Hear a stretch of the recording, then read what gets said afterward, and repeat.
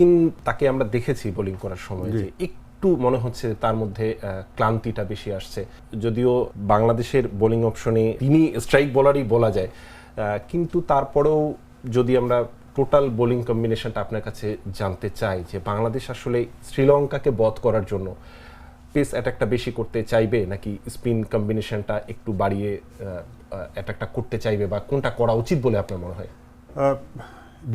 Depend on condition definitely. দুবার উইকেটটা কেমন তার উপরে অনেকখানি ডিপেন্ড করবে।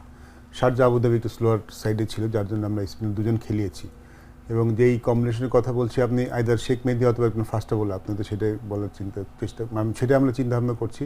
শেখ মেহেদী আসবে না একজন ফাস্টার বোলার আসবে, সেটা আসলে উইকেটের সারফেসের উপর ডিপেন্ড করে। সেটা এখানে না দেখে আসলে বলার ঠিক হবে না। যদি উইকেটে ঘাস থাকে, যদি এখানে স্লো উইকেট না থাকে, তাহলে হয়তো একজন তানজিম সাকিব ইজ এ খুব ভালো অপশন, তিনি আসেন, তাহলে এখানে একটা চেঞ্জ হতে পারে। বাট আমার মনে হয় না, I hope sincerely hope Taskin Ahmed is fine.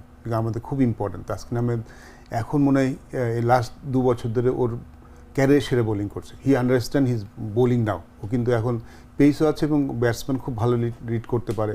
আগে তো শুধু জোরে বল করতো, এখন বুদ্ধিমত্তার সাথে বল করে। সো এখন কিন্তু, এবং আমাদের main strike bowler Mustafiz obviously শেষের ওভার পাওয়ার প্লে আমাদের সবচেয়ে ডিপেন্ডেবল বোলার। সো এই দুজনকে নিয়ে কোনো প্রশ্ন নেই, যদি ইনজুরি প্রবলেম না থাকে। কারণ আজকের ম্যাচটার জন্য এই দুজনের ফিট থাকাটা খুবই দরকার। নাসিম আহমেদ বল ভেরি ওয়েল, তো নাসিম আহমেদকে চেঞ্জ করে কোনো অপশন দেখছি না। রিশাদ আই থিঙ্ক যে প্রায় আমাদের, যদিও এর আগের প্রিভিয়াস ম্যাচগুলোতে ভালো করেনি, বাট গত ম্যাচে দেখেছি Rishad very useful ball.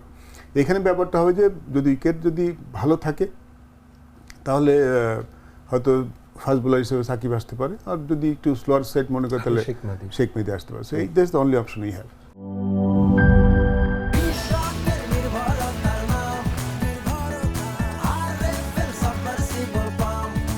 RFL submersible pump on করলে পানির তুফান।